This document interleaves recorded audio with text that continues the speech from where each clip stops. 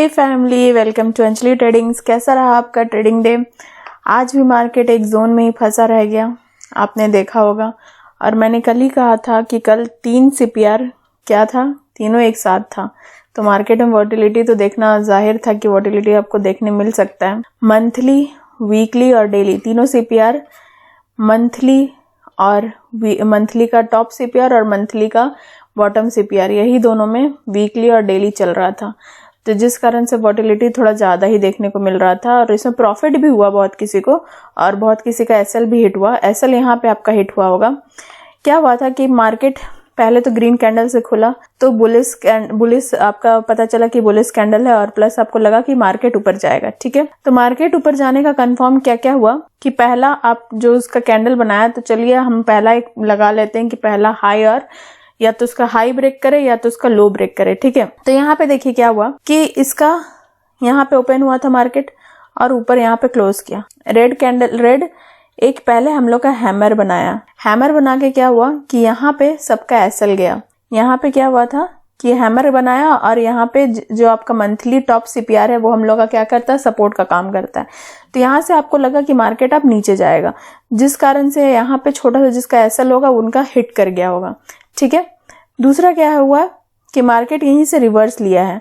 जैसे ही रिवर्स लिया है, अब यहाँ पे अपना एसएल डाल के नीचे से आप यहाँ तक अपना टारगेट बुक कर सकते हैं। मैंने जो टारगेट बुक किया वीकली सीपीआर से, आपका जो डेली सीपीआर से है वहां से लेके मैंने टारगेट बुक किया था।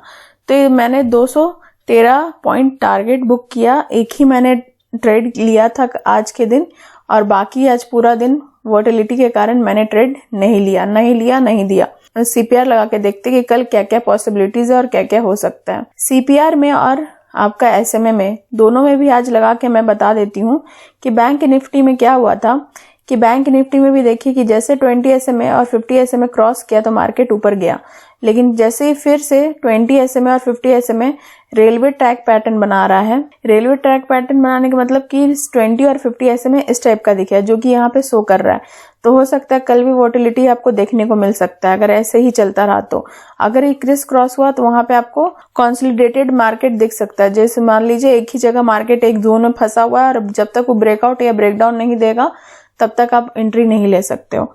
ठीक है, कल का क्या क्या हो सकता है हम लोग सीपीआर लगा के देख लेते हैं। तो यहाँ मैंने कल का सीपीआर लगा लिया है।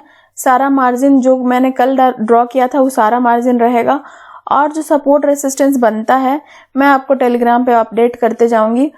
आज नहीं कर पाई, जो रीजन था कि हम लोग का यहाँ पे इलेक्ट्रिसिटी चला गया था, जिस कारण से यहाँ पे बिजली का कुछ काम हो रहा था, जिस कारण से मैं एंट्री नहीं कर पाई थी, नहीं आपको सपोर्ट और रेसिस्टेंस दे पाई थी। ठीक है, लेकिन कल आपको टेलीग्राम पे मिल जाएगा कि इस रेसिस्टेंस पे आपको काम करना है, सपोर्ट पे आपको काम करना है, कैसा क्या रहेगा वो मैं आपको अपडेट करती रहूंगी। ठीक है, तो देखिए कल क्या है मार्केट, कल है वाइड। ठीक है, कल है वाइड और प्लस असेंडिंग, तो मार्केट चांसेस है कि आप मूव दे सकता है आपको।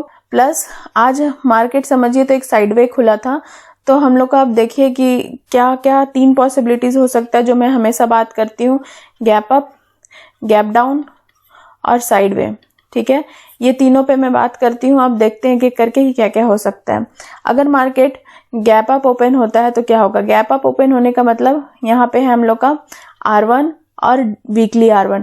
अगर यहाँ से ऊपर ओपन होता है तो यहाँ पे ब्रेक करने दीजिए।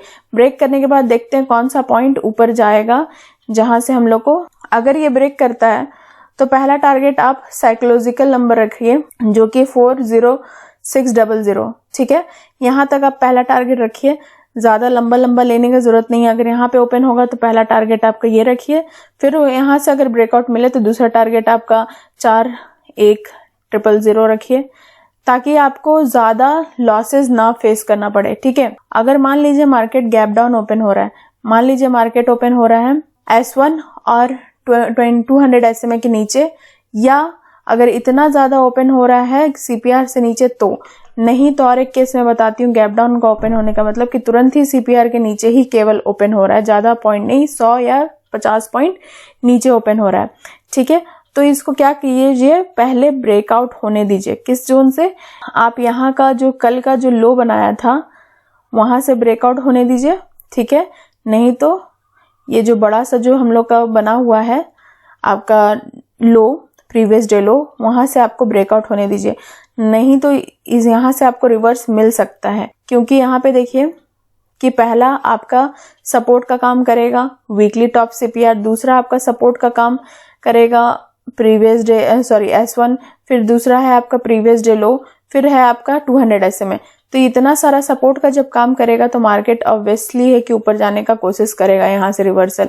और जब रिवर्सल मिलेगा आपको तो रिवर्सल में आप क्या कीजिएगा कि यहाँ पे अपना छोटा सा SL लगा के ऊपर के लिए आप CPR तक अपना टारगेट बुक कीजिएगा। जिस जोन में बंद हुआ मार्केट उसी जोन में अगर खुलेगा तो क्या होगा, जैसे मान लीजिए यहाँ पे बंद हुआ और यहीं पे खुला, तो पहला ये जो आपका यहाँ पे कंसोलिडेटेड हुआ है मार्केट, यहाँ पे 2 बार जो आके मार्केट फिर नीचे जाने की कोशिश किया है, तो यहीं से आपको क्या मिल सकता है, एक सपोर्ट मिल सकता है। यहाँ से अगर मार्केट यहाँ सपोर्ट लेगा और ऊपर जाने की कोशिश करेगा तो आप अपना टारगेट बुक कर सकते हो 40100 पे, ठीक है। पहला टारगेट आप वो बुक कर लेना, अगर उसको भी ब्रेक कर देगा तो आपका दूसरा टारगेट बन जाएगा R1 और WR2। तो निफ्टी में क्या देख रहे हैं कि आज क्या हुआ था मार्केट में, कोई मुझे बता सकता है तो कमेंट सेक्शन में जरूर बताइए। कमेंट कीजिए कि क्या देखा आपने, क्या सीखा, और मुझे बताइए ताकि मैं उस हिसाब से आपके लिए कोर्सेज बाई कोर्सेज वीडियो बना के आपको भेज सकूं, ठीक है। देखिए क्या हुआ था, मार्केट बियरिश लगा कि मार्केट निफ्टी में बियरिश होगा, क्योंकि मार्केट क्या हुआ था, रेड कैंडल दिखा रहा था, ठीक है। रेड कैंडल दिखाने के बाद क्या हुआ कि मार्केट क्लोज किया यहाँ पे। अब देखिए क्लोज जब किया तो वीकली और मंथली सीपीआर के नीचे है बॉटम का। अब यहाँ से क्या हुआ था कि एक पहले इनसाइड कैंडल बना, उसके बाद इनसाइड कैंडल का ब्रेकआउट हुआ, तो यहाँ पे भी सबका एसएल गया होगा, उन लोगों को लगा होगा कि यहाँ से नीचे जाएगा मार्केट, ठीक है। लेकिन क्या था कि 200 SMA रेसिस्टेंस फेस करा रहा था, और क्या हुआ कि नीचे आपको सपोर्ट भी मिल रहा था, तो यहीं से रिवर्स हुआ। जैसे ही रिवर्स हुआ मार्केट, तो मार्केट सीपीआर तक आपको टारगेट दे के गया है। तो मार्केट आप यहाँ पे भी आप कहाँ पे आप प्रॉफिट बुक किए होंगे वो देख लीजिए।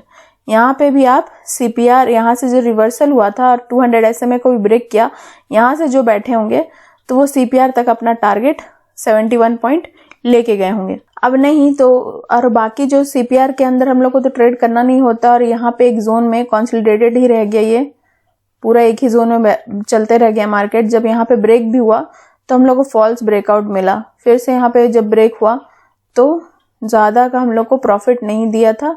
इतना सा अगर हम लोग स्कैल्पिंग जो करते हैं वो बुक कर लिए होंगे, लेकिन लॉन्ग टाइम फ्रेम पे हम लोग को नहीं मिला था। तो आइए हम लोग देखते हैं अब कि कल क्या क्या हो सकता है और क्या क्या हम लोग कर सकते हैं। यहाँ से सेटिंग्स में जाके हम लोग कल के लिए चार्ट लगा लेंगे। अब देखिए यहाँ पे कल का क्या क्या है। पहला तो आपका R1 यहाँ पे है, प्रीवियस डे हाई जो है वो हम लोग का यहाँ पे है, तो सोच लीजिए इतना गैप है, ठीक है। गैप में ही आपका वीकली R1 और प्रीवियस डे हाई। तो हम लोग क्या क्या पॉसिबिलिटीज और क्या क्या हो सकता है ये देखिए। यहाँ पे भी देखिए 50 SMA और 20 SMA रेलवे ट्रैक पैटर्न बना रहा है, ठीक है। तो पॉसिबिलिटीज है मार्केट थोड़ा साइडवे आपको दिखेगा, मतलब एक ही जोन में ऐसे चल रहा है, ठीक है। तो हो सकता है स्टार्टिंग हम लोग को ऐसा दिखे मार्केट, ठीक है। अब देखिए अगर मार्केट 3 पॉसिबिलिटीज केसेस एक एक करके हम लोग देख लेते हैं।